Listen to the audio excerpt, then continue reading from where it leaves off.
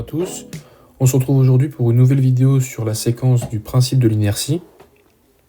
Un dernier exercice qui vous permettra de préparer un DS, un exercice de synthèse. Je vous ai mis l'exercice au milieu de l'écran, vous pouvez y réfléchir et on passe tout de suite à la correction. Petit 1. Recopier et représenter sans souci d'échelle sur un schéma le vecteur unitaire U de T sur S orienté de la Terre vers la station spatiale et la force de gravitation exercée par la Terre sur la station spatiale. Donc on va commencer par faire un schéma,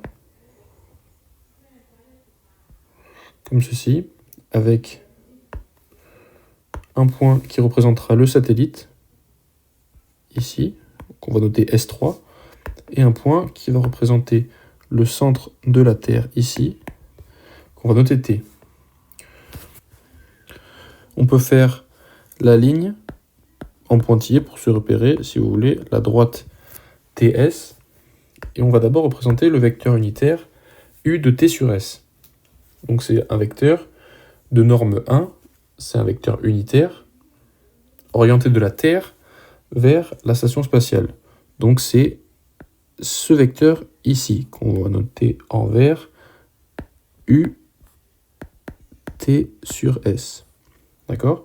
Et ensuite, le vecteur force de gravitation, d'accord ? C'est le vecteur qui est exercé par la Terre, donc elle va attirer le satellite. Donc le satellite va venir vers la Terre, on va faire un vecteur bleu comme ceci, qui va représenter l'attraction de la Terre sur le satellite.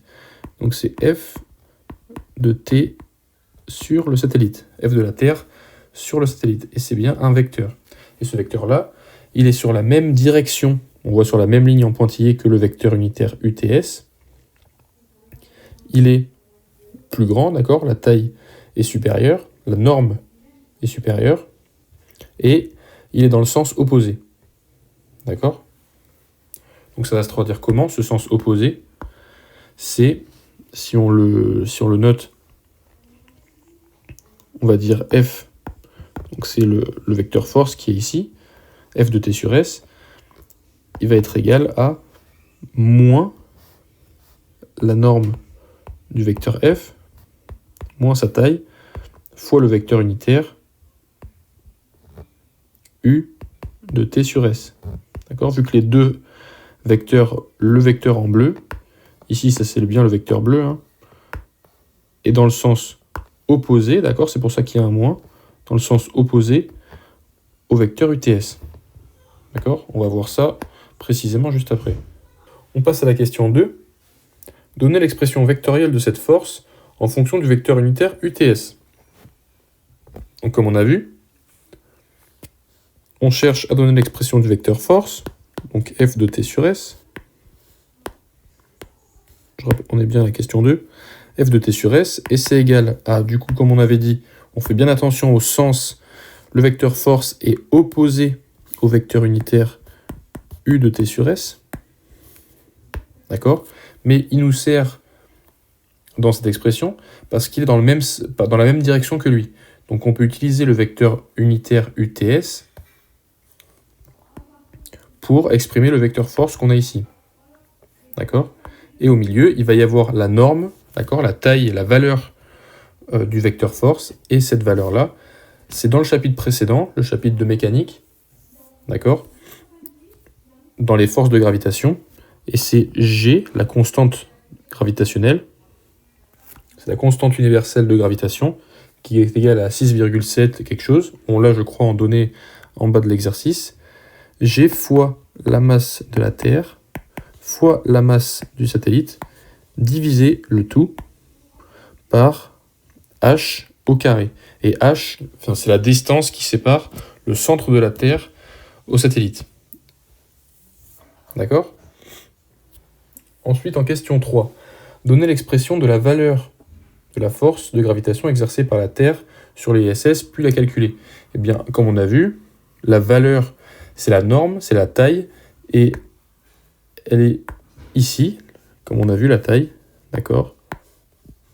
C'est GMT fois MS divisé par la distance au carré. D'accord ? Donc la valeur, c'est la même chose, mais sans les vecteurs. D'accord? Je vais noter S de T sur S, ça peut se noter comme ça aussi, F de T sur S. D'accord? Ici, on a le vecteur, mais là, on ne veut pas le vecteur, on veut la valeur. Donc on enlève la barre et toute l'expression vectorielle, d'accord? C'est-à-dire qu'on n'a plus besoin de s'occuper du sens, on s'intéresse juste à la valeur. Donc le moins UTS qui définissait le sens du vecteur force, d'accord? On s'en sert pas, on veut juste la norme qui est entourée en vert ici. Donc F est égal à G fois MT fois MS, d'accord? Les points, ils sous-entendent ici les multiplier, divisé par H, moi j'aime bien noter H au carré, d'accord? On va le noter plutôt D, parce que H, c'est l'altitude qui est 400 km. Je viens de voir ça, donc c'est plutôt la D. Et D, c'est la distance entre le centre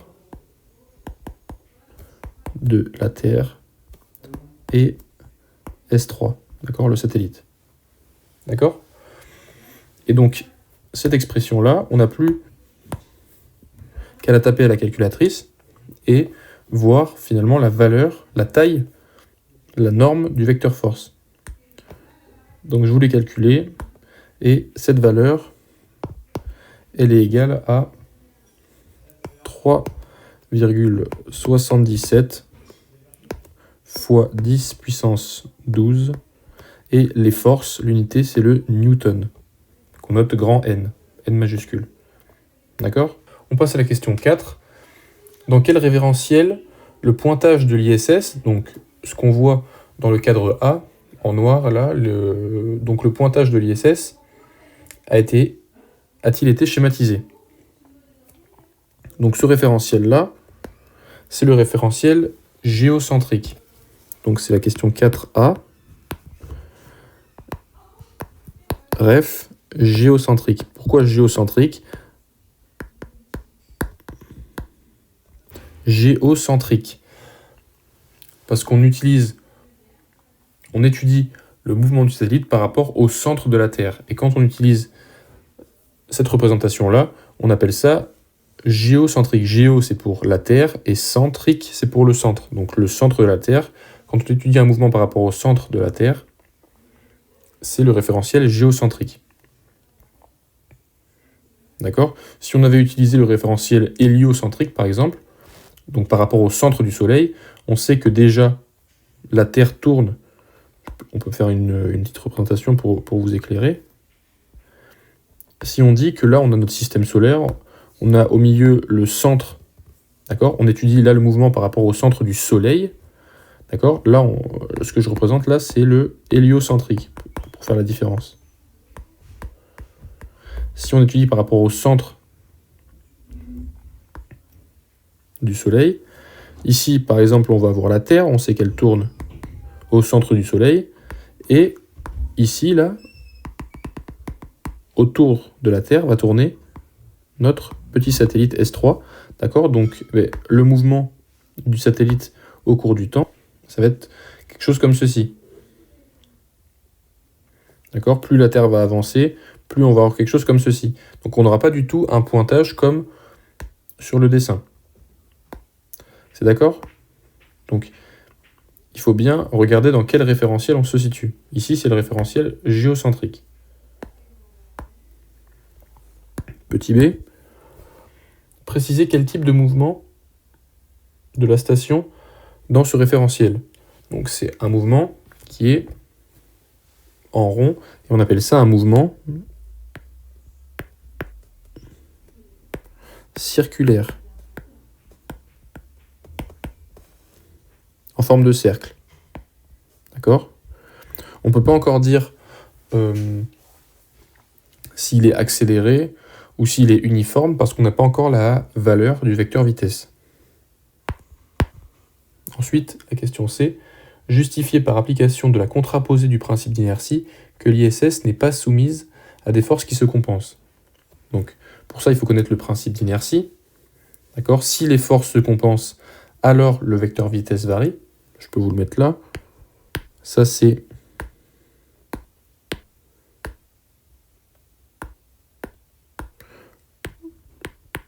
le principe inertie. C'est si les forces qui s'appliquent sur le système se compensent, alors le vecteur vitesse est constant. Ou alors le vecteur vitesse est le vecteur nul. D'accord? C'est-à-dire que la vitesse est nulle. Le vecteur vitesse, dans tous les cas, ne varie pas. Et donc la contraposée, c'est le contraire de la réciproque. Donc ça va être si le vecteur vitesse n'est pas, c'est le contraire de la réciproque, n'est pas constant, je vais mettre en abrégé, n'est pas constant, ou n'est pas le vecteur nul, alors les forces qui s'appliquent au système ne se compensent pas. D'accord? Et justement, grâce à la contraposée qui est en bleu, on a bien conclu que les forces ne se compensaient pas. J'ai fait une vidéo sur le principe ou la notion de réciproque, contraposée et théorème. Je vous la mettrai dans la description. Si vous n'avez pas compris ce que je viens d'expliquer, je pense que vous pourriez aller la voir, ça pourrait vous aider à comprendre et finir l'exercice. On passe maintenant à la question 5. La valeur de la vitesse, donc la norme, là il nous donne bien la norme de la vitesse de la station a pour expression, comme on a là, calculer la vitesse en mètres par seconde. Important. Donc, je peux vous noter l'expression de la valeur vitesse. Donc V est égal à racine de G, la constante gravitationnelle, fois la masse de la Terre, divisé par le rayon de la Terre plus l'altitude h. D'accord? C'est pour ça qu'en fait, on fait bien la différence entre juste h et la distance qui sépare le satellite du centre de la Terre. Et la distance, là, elle est bien égale, à RT plus h, d'accord? Ce qui est ici. D'accord? Ça, c'est égal à la distance. Ok? D'accord? Pourquoi? Parce que ici, si on a la Terre et ici le satellite, entre les deux, on va avoir l'altitude ici, h, et là, il va falloir rajouter, pour avoir la distance entre le satellite et le centre, ici, en vert, il va falloir rajouter le rayon de la Terre, qu'on note RT, qui est là. Il ne reste plus qu'à rentrer toutes les valeurs qu'on a en données sur la calculatrice, en faisant attention de convertir ici RT plus H. RT plus H, ici, c'est égal à quoi? C'est égal à H 400 km, attention, km, plus 6,38 10 puissance 3 km. C'est en kilomètres, d'accord? Donc, nous, on veut en mètres par seconde. Donc, il va falloir convertir les kilomètres en mètres. Donc, finalement, ce qu'on va faire, c'est qu'on va faire, on va garder nos kilomètres.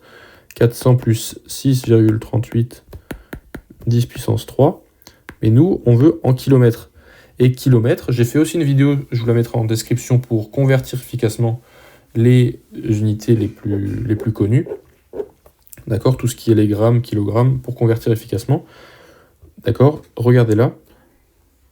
Donc pour enlever le kilo et passer au mètre, on va multiplier par 10 puissance 3.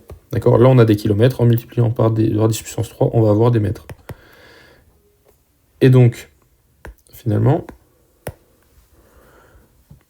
en tapant tout ça à la calculatrice et en faisant attention à bien convertir,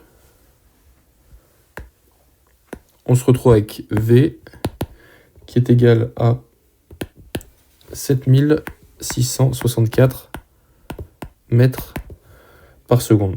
On passe à la dernière question, la question 6. Reproduire le schéma sur le document et représenter le vecteur vitesse à la position S3 avec l'échelle de représentation qui nous donne 1 cm équivaut à 2,0 10 puissance 3 mètres par seconde. Et donc nous, ce qu'on a eu, c'est 7,64 10 puissance 3 mètres par seconde. Ok? Donc ce qui est là, cette colonne-là,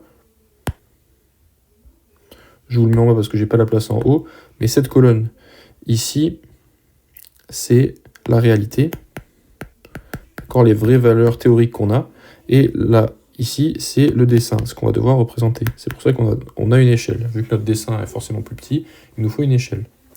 Donc en calculant, en faisant un produit en croix très simple, ici, comme ça, d'accord, 1 cm fois 7,664 10 puissance 3 mètres par seconde divisé par 2, 10 puissance 3, on trouve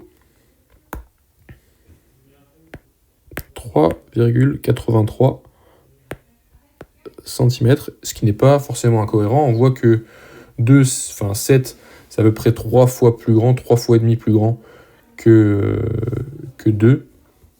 D'accord? Donc on peut bien se dire que ça va être à peu près 3 fois et demi plus grand, on trouve à peu près ça. Donc on n'a plus qu'à le représenter sur le schéma. D'accord, je vais faire un petit peu de place. Hop, je vous montre comment on fait. Donc vous avez votre schéma avec les différents pointages. D'accord, je vais mettre mon petit satellite ici. S3. Et nous, ce qui nous intéresse, c'est dessiner le vecteur vitesse. Donc, je vais mettre ma règle comme ceci, d'accord? Il faut que le vecteur vitesse soit tangent, d'accord? C'est-à-dire qu'il soit, en fait, tangent à une courbe, c'est que le vecteur, il va passer par un point de la courbe, d'accord? Le point qui nous intéresse, le point, ça va être le satellite ici, et ensuite il va s'en éloigner, d'accord? Donc ça, c'est une droite ici qui est tangente à la courbe, d'accord? Je vous ai pas fait une courbe très belle, mais j'espère que vous comprenez, d'accord? Cette droite, elle passe par un point du cercle qui nous intéresse, donc elle est tangente à la courbe en ce point-là, d'accord? Et ensuite, elle va s'éloigner de la courbe. Donc là, le vecteur vitesse, ça va être pareil, il va être tangent au cercle, au point S3, d'accord? Et il va être égal à